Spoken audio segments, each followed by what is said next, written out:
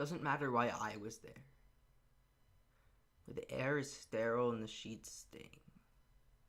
Doesn't matter that I was hooked up to a machine that buzzed and beeped every time my heart leaped, like a man whose faith tells him God's hands are big enough to catch an airplane or a world. Doesn't matter that I was curled up like a fist protesting death, or that every breath was either hard labor or hard time. Doesn't matter that I was always either too hot or too cold. Because my roommate wears Star Wars pajamas.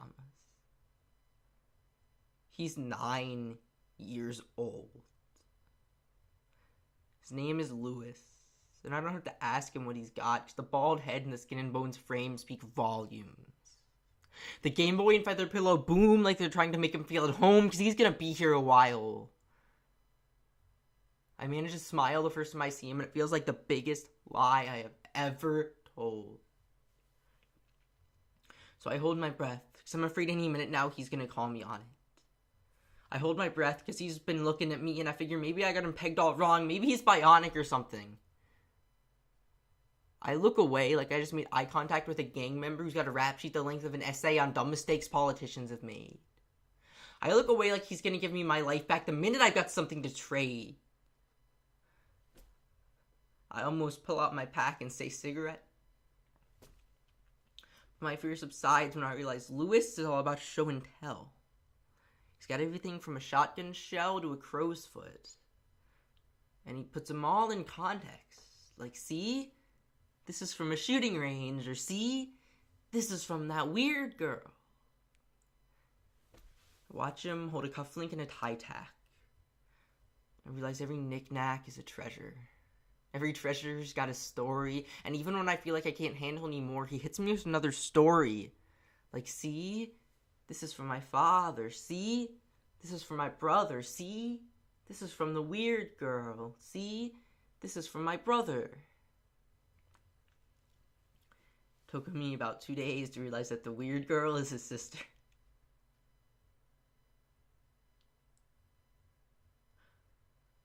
But it only took him 2 hours after she left today for him to realize he missed her. They visit every day, and they stay well past visiting hours because for them that term doesn't apply. But when they do leave, Lewis and I are alone. And he says the worst part about being sick is you get all the free ice cream you can ask for. And he says the worst part about that is realizing there's nothing more they can do for him.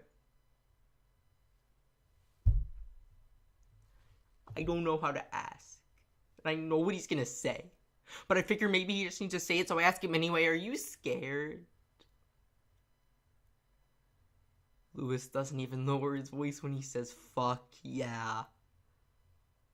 I just listened to a 9-year-old boy say the word fuck, like he's a 30-year-old man getting lowered into a shark tank with a nosebleed. But he's got a right to it. If it takes this kid a swear word to get him through it, I want to teach him to curse like the devil is sitting there taking notes with a pen and a pad. But before I can forget that Lewis is 9 years old, he says, please don't tell my dad. He asks me if I believe in angels, and I tell him not lately. And then I lay there and wait for him to hate me. But he doesn't know how. So he never does. Lewis loves like a man who lived in a time before God gave religion to man, and left it to them to figure out what hate was. He never greets me with silence, only smiles. And a patience I've never known. And someone who knows they're dying. And I'm trying not to remind him I'll be out of here in a few days, smoking cigarettes and taking my life for granted, but he'll still be stuck in that bed like a flower that refuses to grow. I've been with him for 5 days, and all I really know is Lewis likes to pluck feathers from his pillow. Watch him float to the ground. Like he's the philosopher inside of the scientists ready to say it's gravity that's been getting us down. The truth is, there's just not enough miracles to go around, kid. There's too many people petitioning God for the winning lotto ticket. And for every answered prayer, there's a cricket with arthritis. And the only reason we can't find answers is because the search party didn't invite us. And Lewis Lewis, right now, the crickets have arthritis. So there's no music. No symphony of nature swelling to crescendos, as if we could bend halos into melodies to keep rhythm with the way our hearts beat. So we must meet silence with the same level of noise that the parents of dying 9-year-old boys make when they take liberties in talking with heaven. We must shout until we shatter in our own vibrations. Then let our lives echo and grow. Echo and grow distant. Grow distant enough to know that no matter how hard we try, we don't always get a reply. But I swear to whatever God I can find, in the time I've got left, I'm going to remember you, kid. I'm going to tell your story as often as every story you told me, and every time I tell it, I'm going to say, see, there is bravery in this world. There's 6.5 billion people curled up like fists, protesting death, but every breath we take has got to be given back. A 9-year-old boy taught me that. So hold your breath. The same way you'd hold a pen when you're writing thank you letters on your skin to every tree that gave you that breath to hold.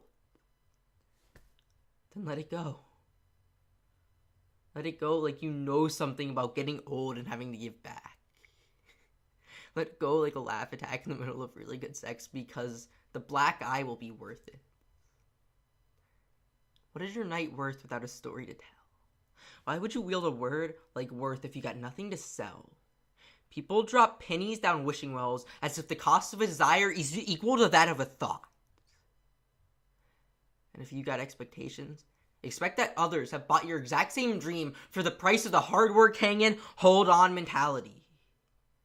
Like, I accept any challenge, so challenge me like I brought a knife to this gunfight, but the other night I mugged a mountain, so bring that shit. I've got practice. Lewis and I cracked this world wide open and found the prize inside because we never lied to ourselves. We never said it would be easy or undemanding. We dared angels to eavesdrop and pluck feathers from their wings and write demands on God's hands. And take the time to catch you so that even if God doesn't, it wasn't because we didn't try. I don't often believe in angels, but the day I left, Lewis plucked a feather from his pillow and said, "This is for you."